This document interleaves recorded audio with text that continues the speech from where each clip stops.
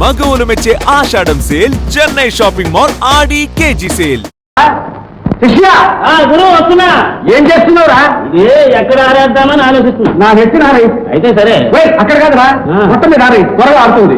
లోపల మంటలు, ఆకలి మంటలు. రే బాబు, హోటల్కి వెళ్ళి టిఫిన్ పట్టారా? అప్పు పెరిగిపోయింది. ఇక వటవాడు ఏమన్నాడు? డబ్బిస్తే తెస్తా. ఉంటే ఏమన్నట్టురా? రే శిష్య, ఎందుకు నువ్వు ఉన్నావు? ఒక్క అరికతైనా క్యాన్వాస్ చేసి పెట్టావు. పోయి వాకిట్లో నిలబడు. దారిలో ఎవరు పోతుంటే లాక్కొచ్చి ఇక్కడ కూర్చొని పెట్టు. ఇక్కడే అరిక చేద్దాం. అయితే సరే ఉన్నాడు. గురువు వచ్చేస్తున్నాడు. ఎవరు? అప్పుడా? కాదు, కళాకారుడు. రిక్షాలు వస్తున్నాడు. అరికత బుకింగ్.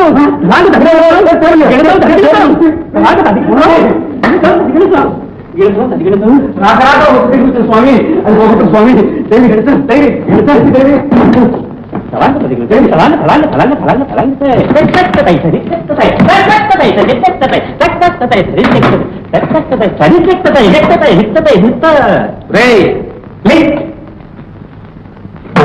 అదేంటిది? Calling bell. ఇది కొట్టడంతో నువ్వు కాఫీ పట్టరావాలి. ఎక్కడి నుంచి? హోటల్ నుంచి. నీ దగ్గర డబ్బు నుంచి పట్టరా? నా దగ్గర 15 పైసలు ఉన్నాయి గురు. సరే, ఒక పని చేయి. ఒక కాఫీ పెట్టరా. కాఫీ గ్లాస్ అక్కడ ముందు పెట్టు, ఖాళీ గ్లాస్ నా ముందు పెట్టు. రెండు పైన మూత పెట్టు. పోగో, ఆ గ్లాసు గిరాకీ వచ్చింది. అయితే సరే. రావయ్య మా ఇంటికి ఏకాంత రామయ్య, మా ఇంటికి ఏకాంత రామయ్య, రావయ్య. హరికథ కేసర టైగర వ్యాఘ్రేశ్వర భాగవతారు తమరేనా? కేసర కాదండి, కేసరి. 4 జిల్లాల్లో మన పేరు మోతే ఆ మాత్రం నాకు తెలీదు. విన్నాను కానీ ఎప్పుడు చూడలేదు. మరేం లేదు, మా సమాజం తరఫున మీ హరికథా కాలక్షేపం ఏర్పాటు చేయాలని ఉంది. చూద్దాం. అలాగే. రే, ఎవరు అక్కడ? నాలుగా సూరిగా. అబ్బా, ఎంతమంది నౌకర్లున్నా పెట్టండి, సమయానికి ఒక్కడున్నాడు. పోనివ్వండి. కానీ మీరు ఈ నెలలో ఏ కార్యక్రమంలో ఉంటారు? ఎందుకు? హరికథకి 3 వరకు మాట్లాడే పని లేదు. అయితే చాలా ఉండండి. పాపం మీరు ఎంత శ్రమపడి వచ్చారో, ఎంత ఉత్సాహంతో వచ్చారో డైరీ చూసి చెప్తాను. 7వ తేదీ ఢిల్లీ, 8 కలకత్తా, 9 హైదరాబాదు, 10 వెంకటాచల సత్రం, 11 మద్రాసు, 12 రామేశ్వరం, 13 కాశీ. అదెక్కడ ఇదెక్కడ? వీల్లేదంటే విమానంలో రమ్మంటారు. హరికథ కూడా విమానంలో చెప్పమంటారు.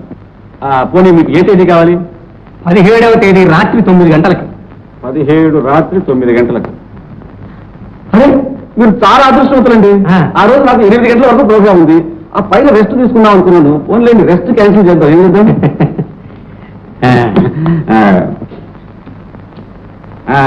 ఎందుకండి ఇవన్నీ? ఇది లైట్ కాఫీ నాకు ఇష్టం. నాకు లైట్ కాఫీ ఇష్టం అండి. ఎందుకు లైట్ సూర్యా తీసుకోండి.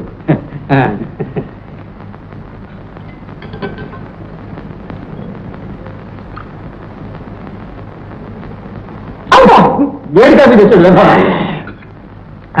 మీరు హరికథకి ఏమాత్రం తీసుకుంటారేమిటి? కథగా 1000 రూపాయలు.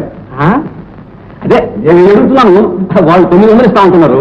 అబ్బా, మీరెంత ఇస్తారు? 800 ఇస్తారా? 700. 400 ఇస్తారా? 350.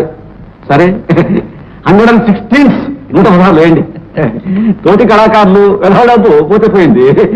అందులో మీ సమాజానికి సహాయం చేయాలని ఉంది. చాలా సంతోషం. ఇంకొక షరతు అయ్యా, నా హరికథకు శ్రోతలు కనీసం 1000 మంది అయినా ఉండాలి. అందులో ఒక్కడి తగ్గిన వెంటనే మంగళహారతి పాడేస్తాను. మీగా భయం ఏమక్కర్లేదు. మా సభ్యులే ఉన్నారు 1500 మంది. ఆ గుంపులో మీ ప్రాణాలు కాపాడమే కష్టం. ఏం చేస్తాం? కావాలంటే కళ కోసం ప్రాణాలైనా ఇస్తాను. అయ్యా, ఇంకొక చిన్న షరతు. నా కథ జరిగేటప్పుడు తలుపులన్నీ మూసేయాలి. అవును, సౌండ్ అది బయటికి పోకుండా. కాదండి, మధ్య మధ్యలో మనుషులు పోతూ వస్తూ ఉంటే నాకు చెడ్డ చిరాగ్గా ఉంటుంది. ఓ, అలాగే అలాగే. ఇవన్నీ మీకు అడ్వాన్స్ గా చెప్తున్నా. అడ్వాన్స్ గా ఎందుకు చెప్తున్నానంటే, మీకు అడ్వాన్స్ గా చెప్తే అడ్వాన్స్ గా మీరు ఏర్పాట్లు అవి చేసుకొని అడ్వాన్స్ గా అర్థమైంది. ఎంత ఏమంటారు? అడ్వాన్స్ నాలుగుతున్నాను. అడ్వాన్స్ కరం ఏమిటండి? పూర్తి మొత్తం ముందే తీసుకోండి. చూడండి, తేదీ టైము అన్ని అందులోనే వేస్తున్నాయి. మరి నేను వెళ్ళొస్తాను. పూర్వ మాత్రం కొంచెం ఘనంగానే చెప్పించండి. అతి ఘనంగా తీసుకొస్తాను. ఉదయాన్నే లేచి ఎవరి ముఖం చూసానరా? నా ముఖమే. నీ ముఖం చూసావట. పూర్తి పైకి ఎవరైనా ముందుస్తారు. సాటి కళాకారుడు కాబట్టి ఇచ్చాడు గురువు. అందులో సగం నాకు. గురువు, ఈ బేరం అంతా నేను తెచ్చిందే. ఇవి నోట్లు కొనపడవే. చీటీ ఉంది, అందులో పెట్టాడేమో. 17వ తేదీ రాత్రి 9 గంటలకు నీవు హత్య చేయబడతావు. జాగ్రత్త, హెచ్చరిస్తున్నా. అచ్చా,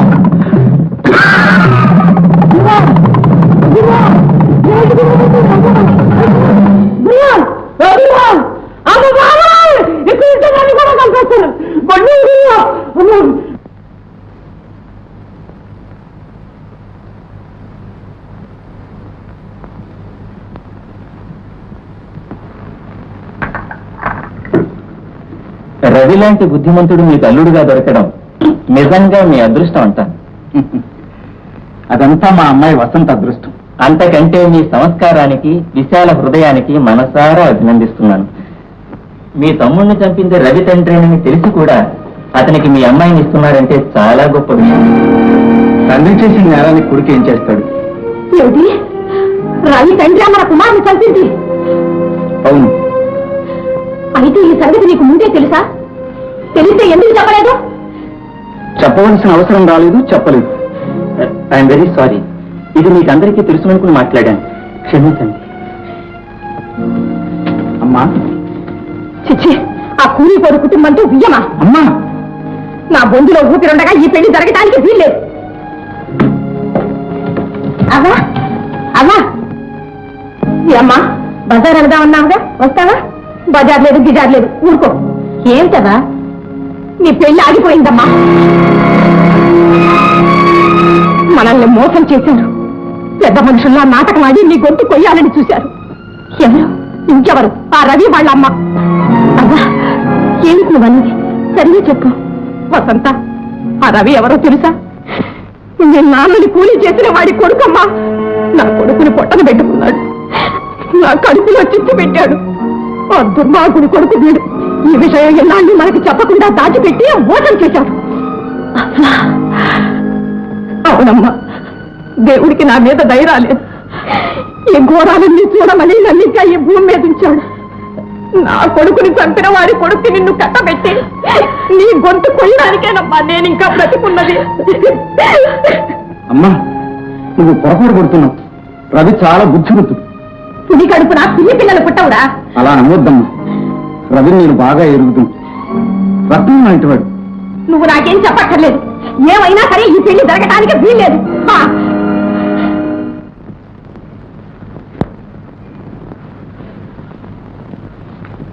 అత్తయ్య, వసంత, ఏమ్మా? మర్యాదల తర్వాత వారితో కొన్ని ముఖ్య విషయాలు మాట్లాడాలి. వారేరి? ఏమిటి మధులా ఉన్నా? గోతులు తీసి ఆకులు కట్టినంత మాత్రాన దాగుతుందనుకున్నారా?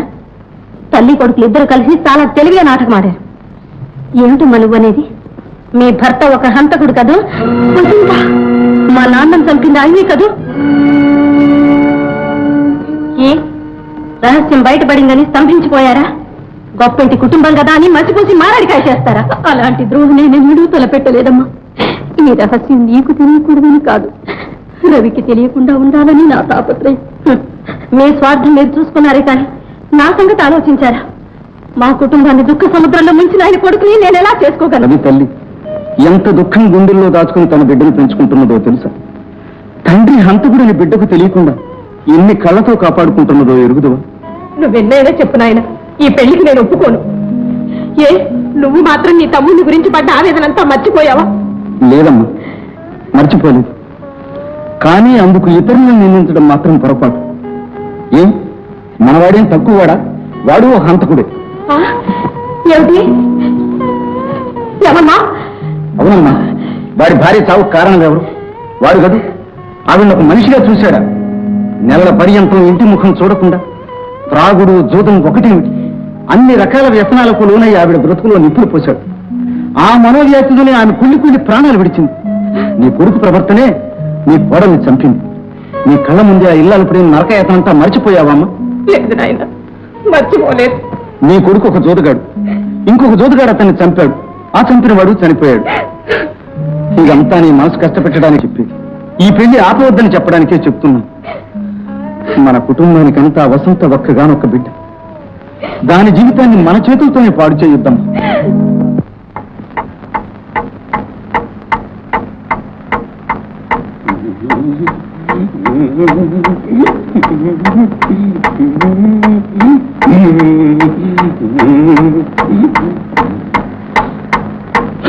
అయిపోయింది. 8:50 అయిపోయింది. ముహూర్తం 9 గంటలకు. ఇంకా 10 నిమిషాల్లో గోయిందా గోయిందా. ఏకాకి పలకరించే దిక్కు కూడా లేదు. పెళ్ళైనా చేసుకున్నాడు కానీ పెళ్ళైనా తోడుండేది. ఇప్పుడు చస్తే ఏడ్చే దిక్కు కూడా లేరు. ఒక్కసారి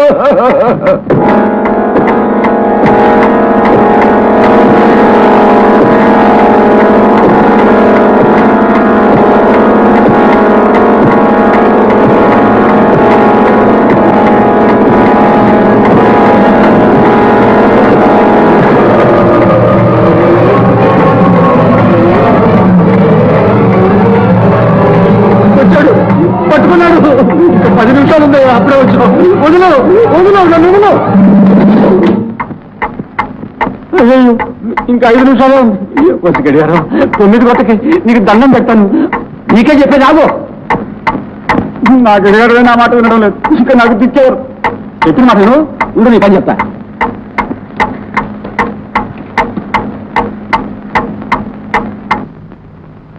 ఇప్పుడేం చేస్తా?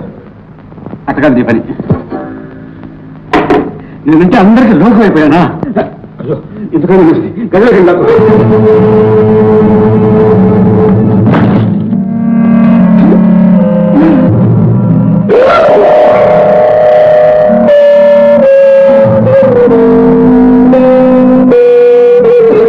పాపమ్మ చూసి నేనే భయపడ్డాను. ఎట్టి సన్నాసి సందేహం లేదు.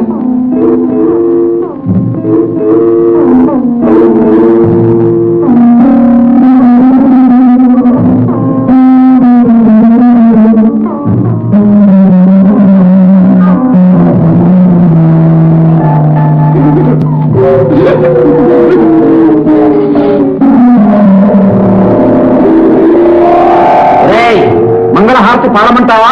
పాడు పాడు. వచ్చే ముందు వీళ్ళనే చూస్తాను. ఓరి దద్దమ్మ, ఈ ఏళ్ళతో నీ పని ఆఖరు. నాకు తెలుసు, నువ్వేం భయపెట్టకర్లా. సత్యం ఒకే తెలిసి వస్తాను. నాతో పాటు నువ్వు తెస్తావు. అది మాత్రం జ్ఞాపకం ఉంచుకో. ఏటాలు చేస్తున్నావు. చస్తాను. వీరుల్లాగా పోరాడి చచ్చి వీర స్వర్గం అలంకరిస్తాను. కానీ పోయే ముందు ఒక ముఖ్యమైన పని విన్ను.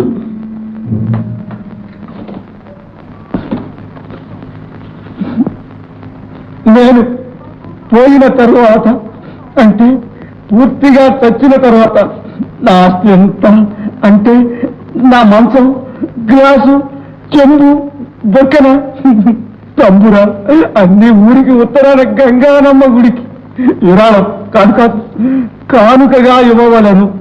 నా శవాన్ని ఏనుగుల మీద ఊరేగించవలను. ఇట్లు హరికథాకే చచ్చేటప్పుడు కూడా బిరుదులు ఎందుకు?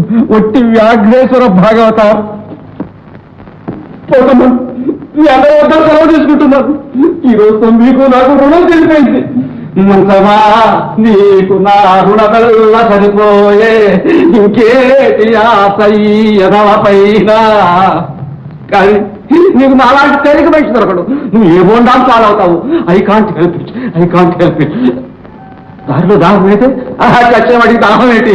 దాహంతోనే తెచ్చారనుకుంటాను. ఎవరు అక్కడ? నేనే. Bye bye. షటప్. నాకేం భయం అనుకున్నావా? నాతో పోరాడిండ్రా, నన్ను ఎదుర్కొండ్రా, నా తొలట చూడండిరా. భాగవతాలంటే ఏమనుకున్నారు? తిప్పంటారా? రండిరా, రండి. చంపండి, చంపండి. భాగవత చంపండి, భాగవత చంపండి. ఎందుకు భయపడతా? చంపండి భాగవత. మేము పోలీసులం. రవి మమ్మల్ని కాపలా పంపించాడు. అంతకుముందు గారు కాదు. అమ్మయ్యా.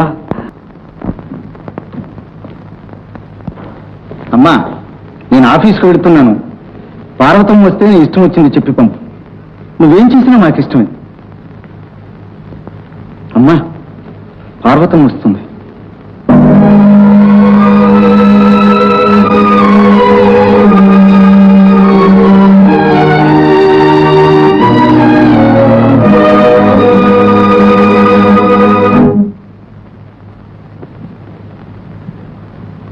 పెళ్లి విషయం మాట్లాడదామని వచ్చాను.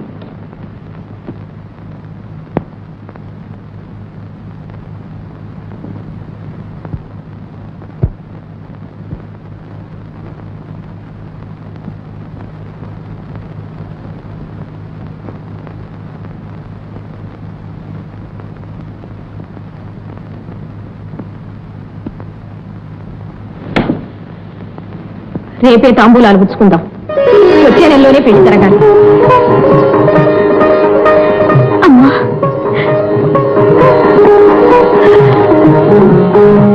లేమ్మా.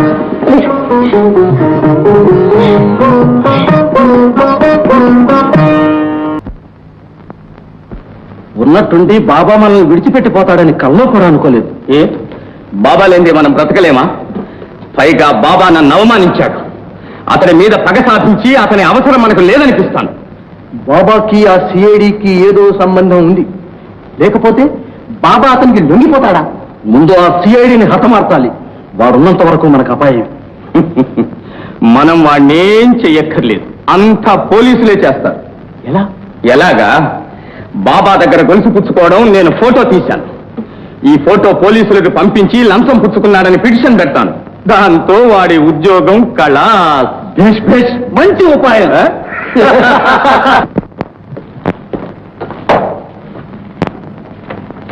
రవి, ఏమిటండి ఇది? Suspension order. ఏమేం చేశారండి? ఆ వడ్డీ వ్యాపారి బాబా దగ్గర ఇంకొక గొలుసు తీసుకున్నావట, నిజమేనా? నిజమేనండి, తీసుకున్నాను. డబ్బిచ్చి తీసుకున్నావా? లేదండి. కానుకగా తీసుకున్నావా? బాబాను మనం అనుమానిస్తున్నాం.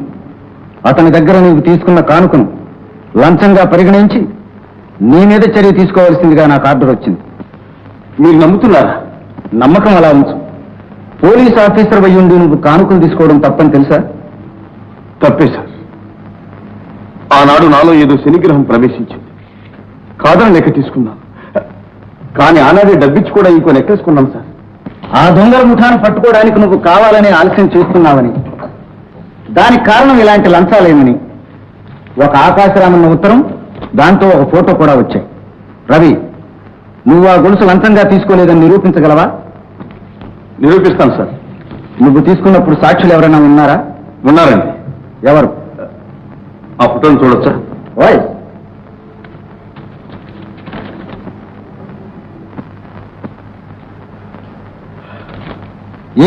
ఏదో చెప్పబోయి ఆగావే? వద్దండి, ఈ బురదలో తింకుకుండా లాగి వాళ్ళకి చెడ్డ పేరు తేవటం నాకు ఇష్టం లేదు. ఈ కళంకం నుంచి బయటపడవలసిన బాధ్యత నాది. నన్ను మీరు అపార్థం చేసుకోవద్దని ప్రార్థిస్తున్నా. రవి, నా చేత్తో నీకు సస్పెన్షన్ ఆర్డర్ ఇవ్వాలి. శ్రద్ధగా కలవరపెట్టి నా భవిష్యత్తుకి భంగం కలిగించే ఆ బాబా సామాన్యుడు కదమ్మా. పోనీలేమ్మా, నా గొడవతో నిన్ను బాధ పెట్టలేదు. నేనే ఇవాళ అటు ఇటు తేల్చేస్తాను. రవి, ఎక్కడికి నేను పిస్తల్ తీసుకుపోతున్నా? ఆ బాబా దగ్గరికేనమ్మా. అవునమ్మా, అతని నిజ స్వరూపం బయటపెట్టి నా మీద పడ్డ అపవాదు తొలగించేటంత వరకు మళ్ళీ నేను గడప అడుగు పెట్టాను. నువ్వు వెళ్ళొద్దు నాన్న. అమ్మా, భయపడుతున్నావా? అవును, రాబోయే అపాయం తలుచుకుంటే నా గుండెలు బ్రతనవుతున్నా. అపాయమ్మా? నాకా? ఏమిటమ్మా ఇది? నీ కొడుకు శక్తి సామర్థ్యాల మీద నీకే నమ్మకం పోయిందా? నమ్మకం ఉంది కాబట్టే భయపడుతున్నా. నా మాట విను, నువ్వు వెళ్ళొద్దునాయనా. అమ్మా, నువ్వేనా ఇలా మాట్లాడేది? ధర్మాన్ని నిర్భయంగా నిర్వర్తించమని ఆశీర్వదించి పంపించవలసిన తల్లేనా ఇలా పిరికి మందు పోస్తున్నది? ఆ తల్లి కూడా ఒకరి ఇల్లానే కదా నాయన.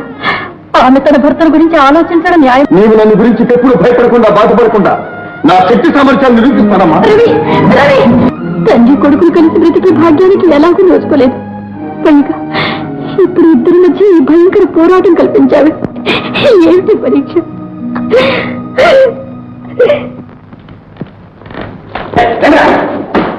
మనల్ని పట్టుకోవాలని పోలీసులు తీవ్రంగా గాలిస్తున్నారు. బహుశా బాబాయే మనల్ని పట్టివచ్చు. ముందు వాణ్ణి సభా చేయాలి, తరువాత సిఐడి ఇన్స్పెక్టర్ ఆ రవిని హతమార్చాలి. రే రత్నం, అయ్యా, ముందు మనం ఈ చోటు ఖాళీ చేయాలి. మీరంతా వెళ్ళి మన పాత మకాల్లోనే ఉండండి, నేను అక్కడికే వస్తాను. అలాగే సార్.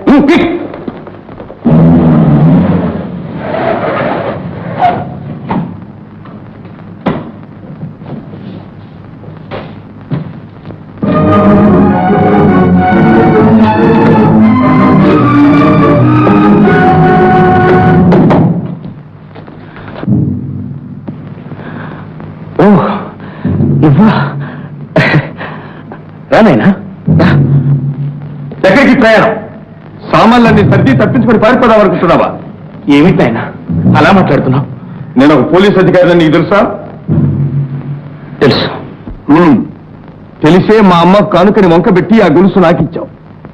దాన్ని ఫోటో తీయించి పోలీసులకు పంపించి నేను లంచం తీసుకున్నానని నాకు అపవాదు అంతగట్టావు. ఫోటో తీయించానా? నేనా? నాకేం తెలియదు నాయనా. ఇంకా నన్ను మోసం చేయలేవు. నేను అడిగిన దానికి సూటిగా సమాధానం చెప్పు. నా మీద కత్తి విసిరింది ఎవరు? ఏమిటి నాయనా ఈ ప్రశ్నలు? నన్ను ఎందుకు ఇలా అపార్థం చేసుకుంటున్నాను? ఇంతకాలం అపార్థమే చేసుకున్నాను, ఇప్పుడు సరిగా అర్థం చేసుకుంటున్నాను. నా మంచితనాన్ని అవకాశంగా తీసుకుని నా మీద ప్రేమాభిమానాలు వలకబోసి నన్ను మోసం చేశావు. నీ మీద నాకున్న వాత్సల్యాన్ని శంకిస్తున్నావా? వద్దు బాబు, అది పవిత్రమైంది. దాన్ని శంకించి మళ్ళీ చెక్కు. చాలించిన నాటకం. నీ బ్రతుకు బయటపడే రోజు వచ్చింది. చెప్పు, అసలు ఎవరు? చెప్పను, చెప్పలేను. భగవాన్, నాకు చావు ప్రసాదించలేవా? లాభం లేదు. నీ మొసలి కన్నీళ్లు నా మనసు కరిగించలేవు. బయట ప్రపంచానికి వడ్డీ వ్యాపారం, లోపల దొంగల ముఠాకి ఆశ్రయం. చెప్పు బాబా, ఉద్దండం అనే పేరుతో చలామణి అవుతున్న గోపాల్కి నీకు సంబంధం ఏంటి? బొంబాయి బ్యాంక్ దోపిడీ ముఠాకి నీవా వాడా నాయకుడు? నిజం చెప్పే వరకు నిన్ను కదలివ్వను. నేను కదమ్మా. బాబా బాబా తప్పించుకోలేవు. పాతాళంలో ఉన్న బయటికి వెళ్తాను.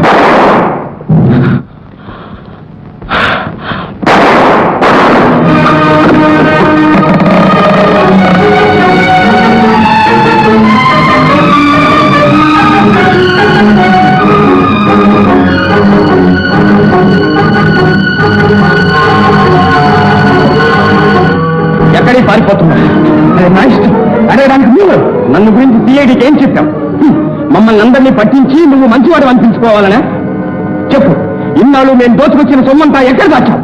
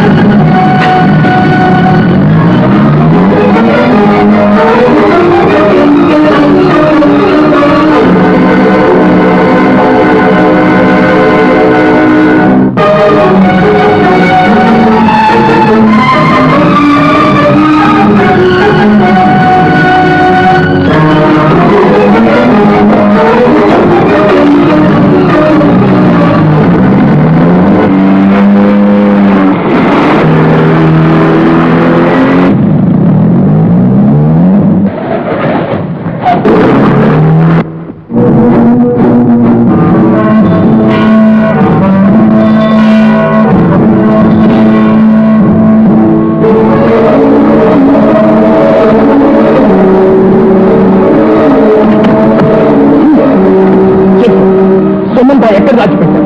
నిజం చెప్పకపోతే నీ ప్రాణాలు తప్పు. ఎవడో రైలు కింద పడి చనిపోతే నీ బట్టలు వాడికి తొడిగి నువ్వే చనిపోయావని ఇన్నాళ్ళు లోకాన్ని పోలీసుల్ని మోసం చేశావు. నన్ను మాత్రం మోసం చేయలేవు.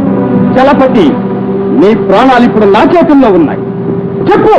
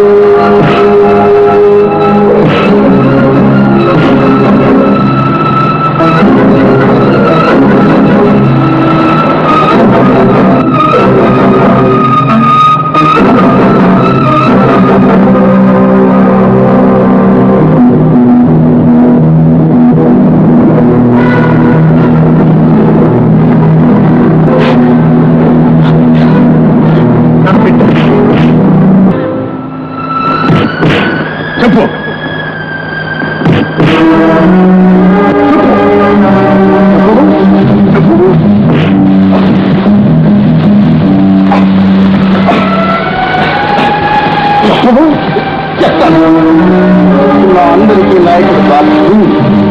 నాళ్ళు గుడ్డివాడిగా నటించి మమ్మల్ని అందరినీ మోసం చేసి అతను చూశారు.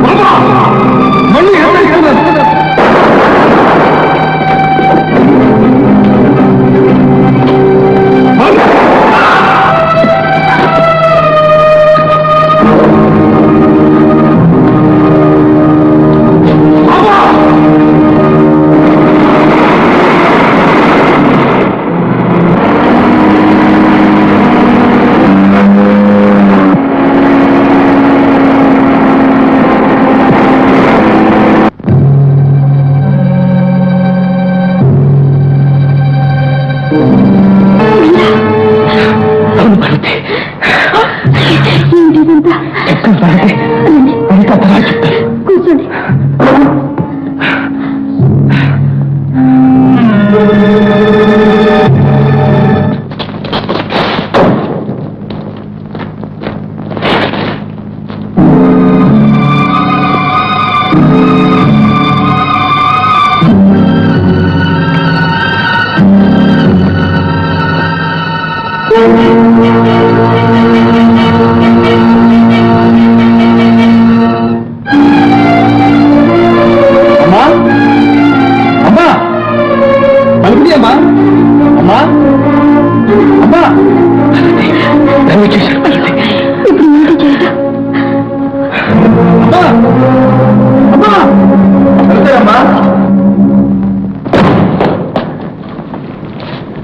హంతకుడు బాబాయ్ ఇట్లా వచ్చాడమ్మా?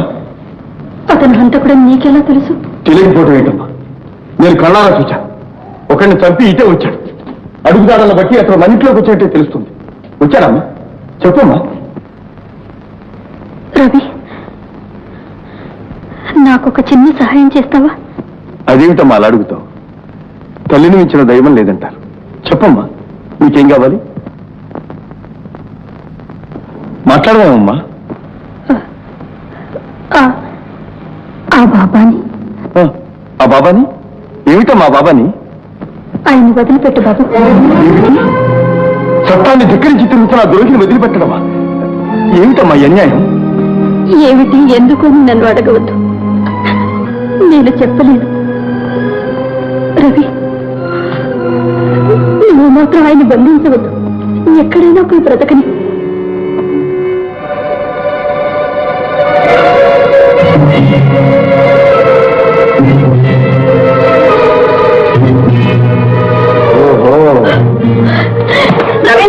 అతను ఇక్కడే ఉన్నాడన్నమాట.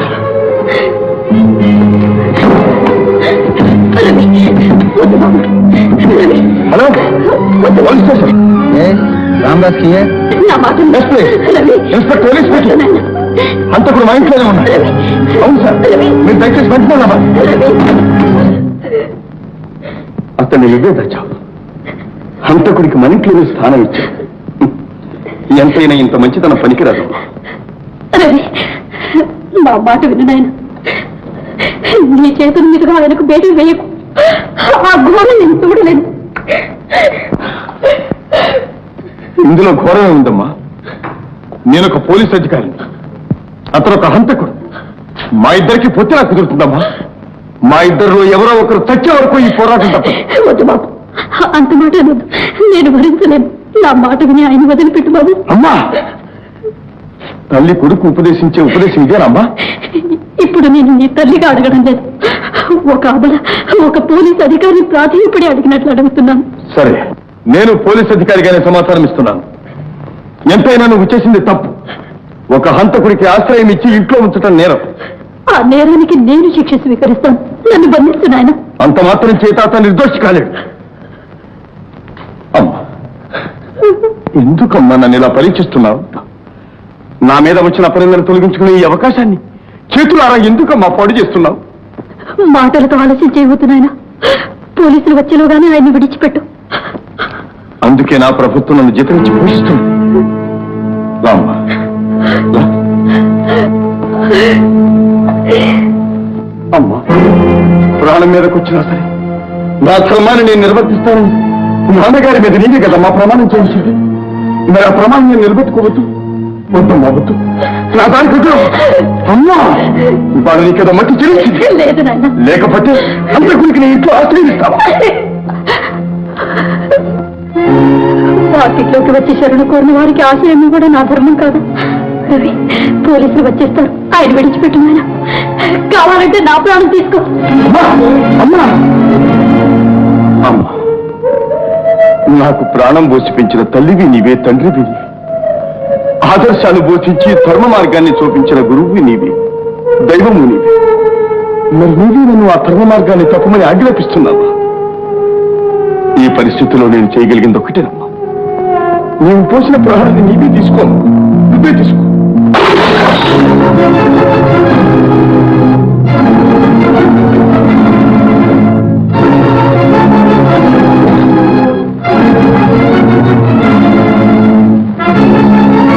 లేదు, ఇక మీ అమ్మ మాట్లాడు.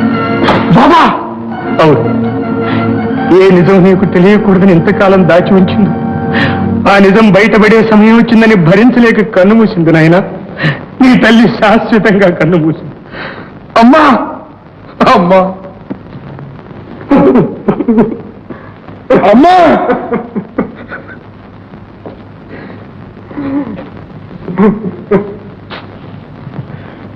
అమ్మా, అమ్మా, అమ్మా.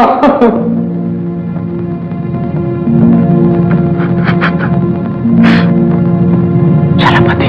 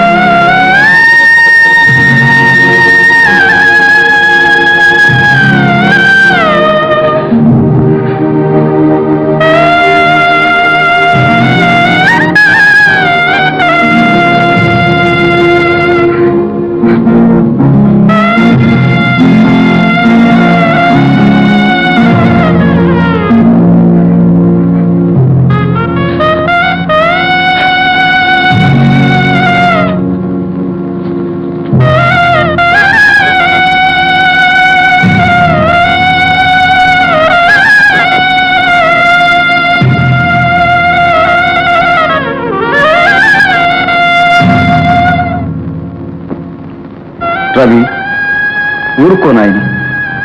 చనిపోయాడనుకున్న భర్త మళ్ళీ ప్రాణాలతో తిరిగి వచ్చి తన కొడుకు భవిష్యత్తునే కోరి చివరకు తన ప్రాణాలని ధారపోసిన ఉత్తమురాలు నీ తల్లి. ఏమిటి?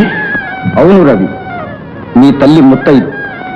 కొన్ని సంవత్సరాలుగా తప్పించుకు తిరుగుతున్న బాబాయే నీ తండ్రి చలపతి. బాబా? బాబా మా నాన్న? అవును, అతను హంతకుడన్న విషయం నీకు తెలియకూడదని ఆమె ప్రాణాలు విడిచింది.